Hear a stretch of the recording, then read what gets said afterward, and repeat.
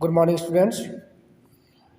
Today we will study about the seventh chapter of history, in which we will study about the education and the British rule.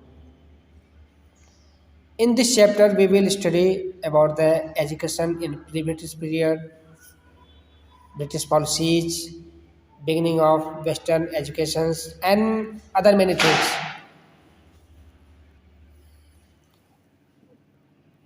Through this chapter, we will study about the education in British India and pre-British India.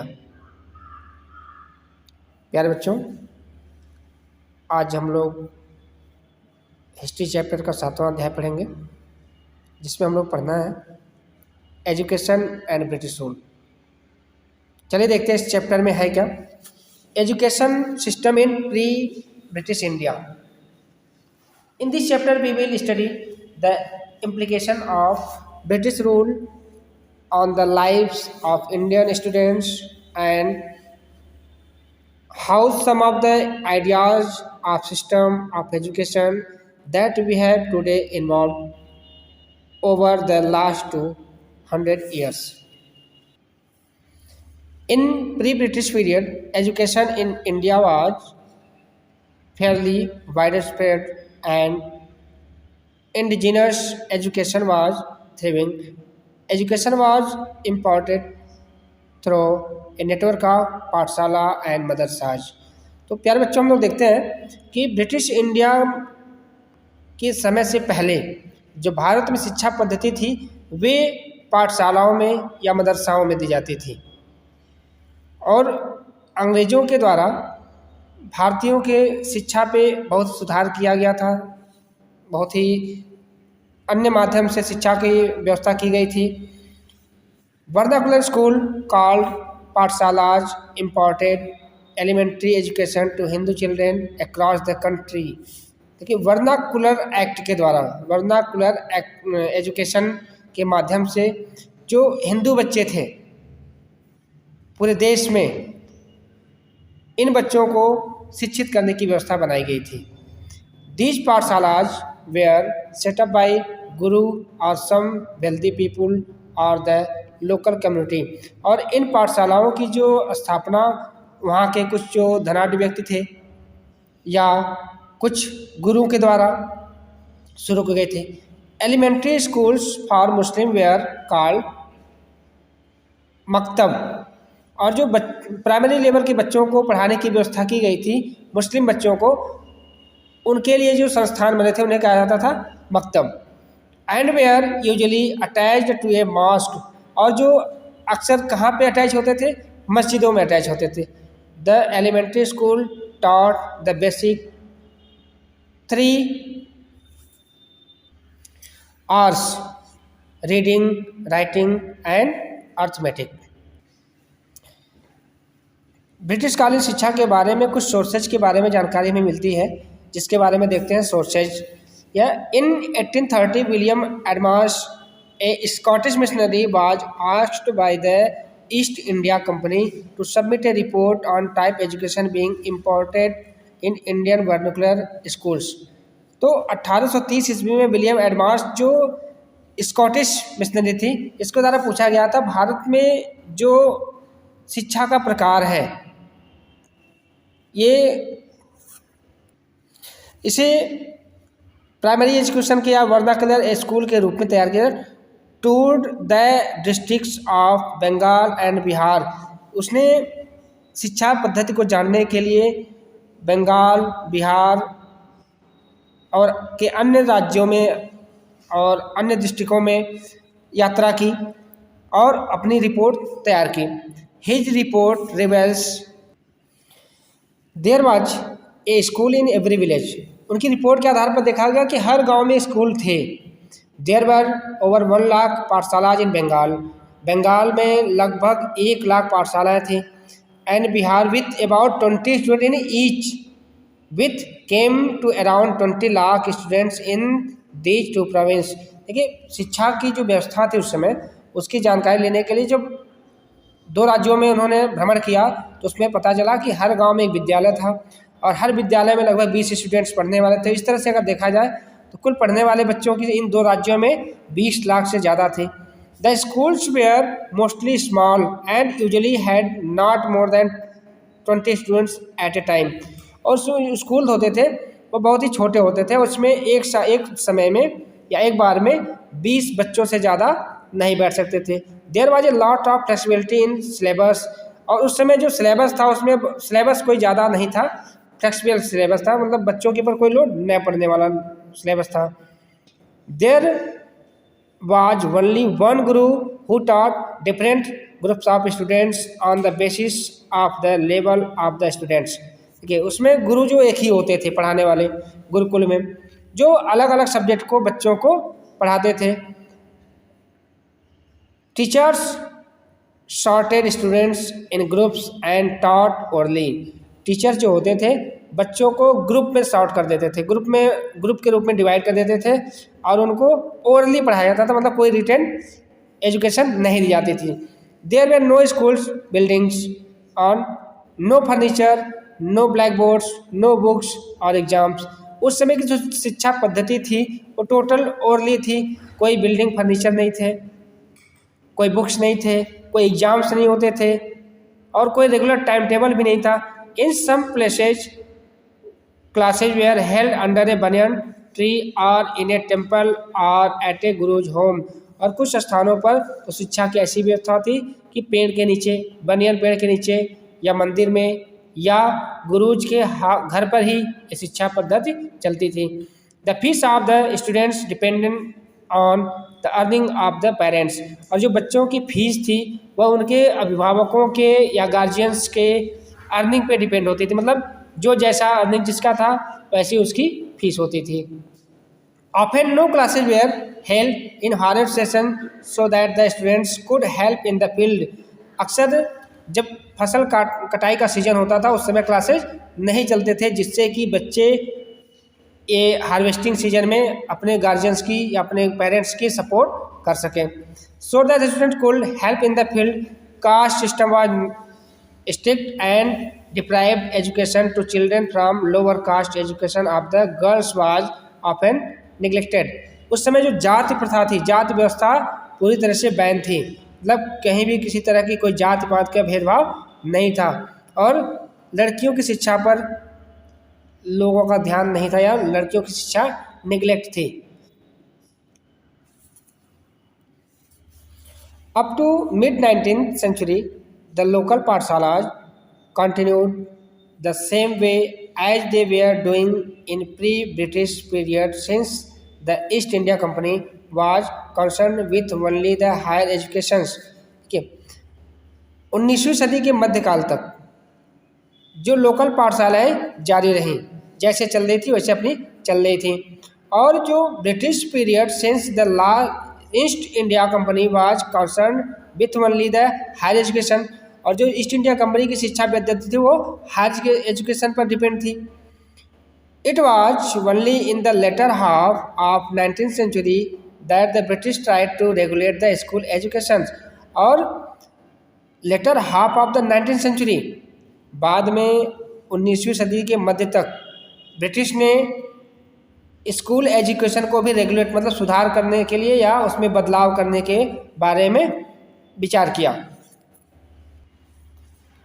Next topic हम लोग देखेंगे beginning of western education during British period. When the East India Company came to India they were not interested in the education of Indians. पहले जब अंग्रेज भारत में आए तो उन्हें भारतीयों की शिक्षा पर कोई भी इंटरेस्ट नहीं था। As they concern more territories they needed educated Indian to help them run the country. They had to figure out what kind of education should be imparted to the Indians। अब उनका जो main उद्देश्य था कि भारत के ज़्यादा से ज़्यादा राज्यों पर अपना अधिकार जमाना, और अधिकार जमाने के बाद उन पर कंट्रोल करने के लिए, देखभाल करने के लिए कुछ शिक्षित भारतीयों की आवश्यकता पड़ी। तो they had to figure out what kind of education should be imported to Indians. उन्होंने सोचा, दे हैड टू फिगर कि भारतीयों को किस प्रकार की शिक्षा दी जाए कि जिससे ये हमारे कार्य पद्धति को संभाल सके। In the 18th century, a group of British thinkers strongly felt that Indians should be taught about their ancient culture and civilizations। तो 18वीं सदी में भारतीयों ब्रिटिश के एक ग्रुप ने ऐसा विचार किया कि इन भारतीयों को इनके प्राचीन कल्चर के बारे में, संस्कृति के बारे में और सिविलाइजेशन के बारे में पढ़ाया जाए। Those who held this view were called Orientalists। और जिन लोगों ने ऐसा विचार दिया उन्हें क्या कहा जाता था? ओरिएंटलिस्ट। ओरिएंटलिस्ट का मतलब होता है कि those who studied language and culture of Asia, कि ऐसे व्यक्ति जो एशिया के कल्चर और लैंग्वेजेस के बारे में, ज़्यादा से ज़्यादा लैंग्वेजेस के बारे में जानकारी रखते हों। A prominent orientalist William Jones came to Calcutta in 1783। तो ए प्रोमिनेंट ओरिएंटलिस्ट जिसे मैक्सिमम लैंग्वेज का ज्ञान था, तो कौन थे वो? William Jones came to Calcutta in 1783। He was a linguist. Linguist means होता है जिसे मोर देन वन लैंग्वेज की जानकारी हो। He had studied Greek, Latin, French and English. उन्हें किन भाषाओं का ज्ञान था?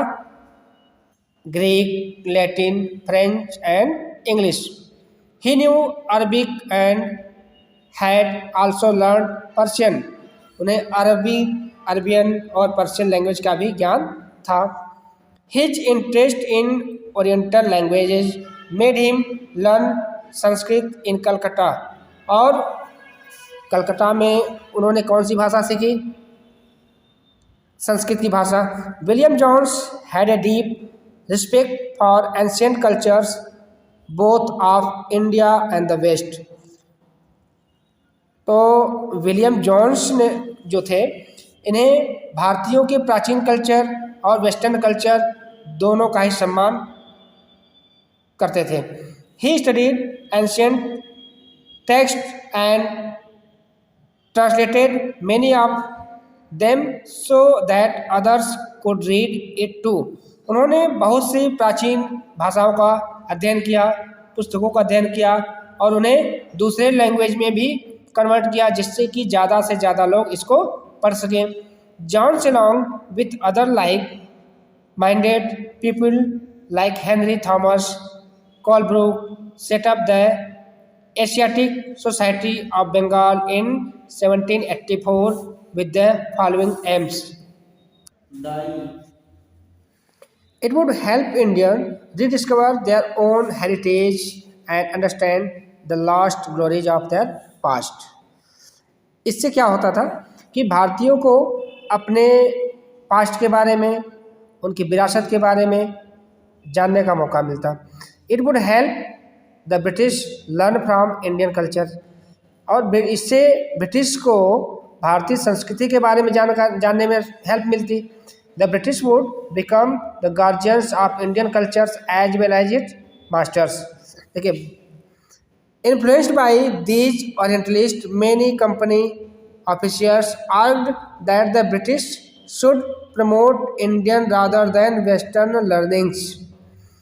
Indian should be taught what they were already familiar with and not the subjects that were aligned to them. Institutions should be set up to encourage the study of ancient Indian texts, and Indians should be taught Sanskrit and Persian literature and poetry।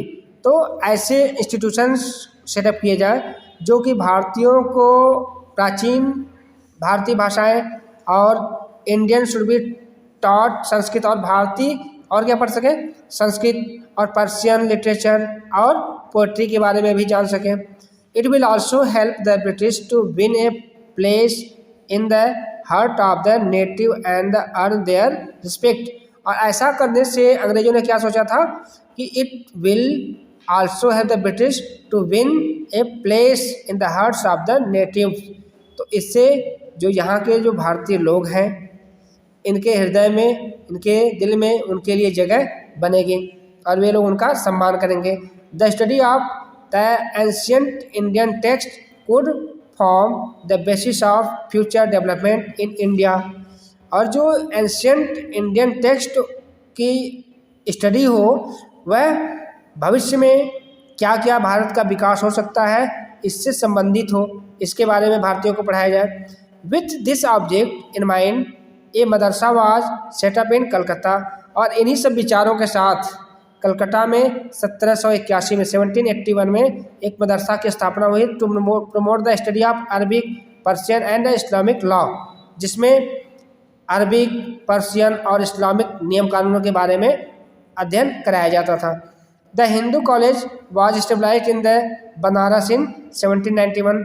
और इन्हीं विचारधाराओं को बढ़ाने के लिए बनारस में Hindu college की स्थापना हुई 1791 में to encourage the study of ancient Sanskrit text that would be useful for the administration of the country.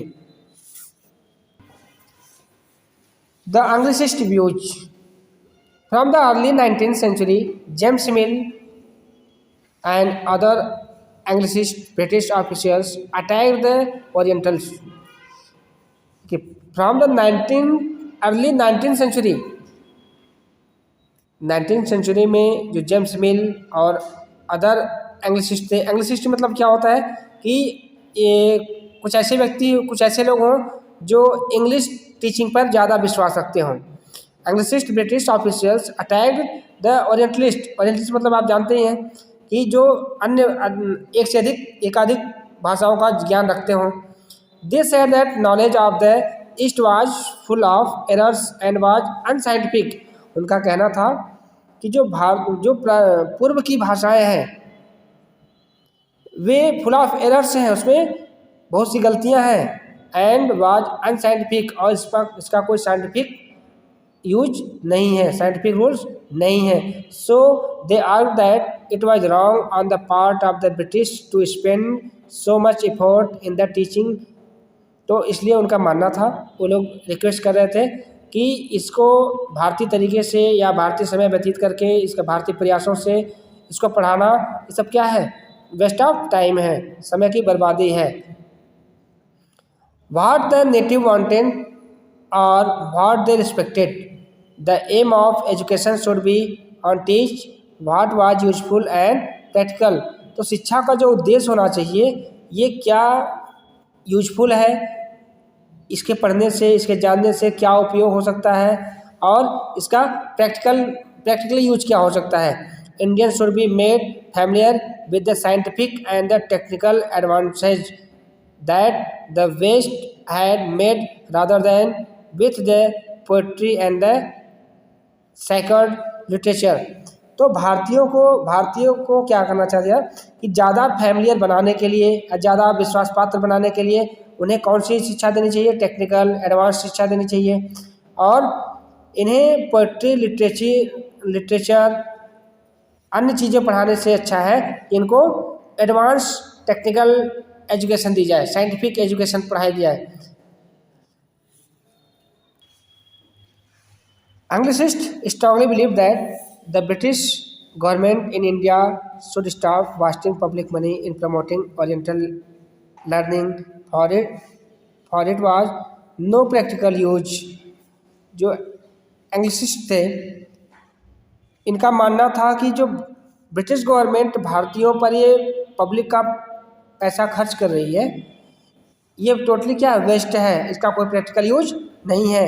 To make the education system in India useful to the needs of the British, Lord Macaulay was appointed to look into the matter.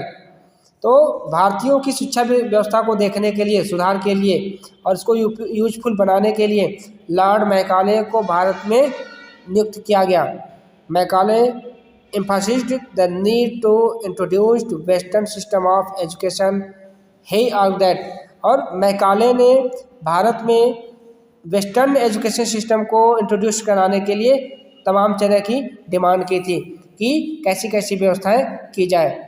तो आज के लिए इस topic में बस हम लोग इतना पढ़ेंगे। नेक्स्ट पार्ट जो होगा वो रिमेनिंग पार्ट आपको नेक्स्ट वीडियो में बताया जाएगा। Thank you.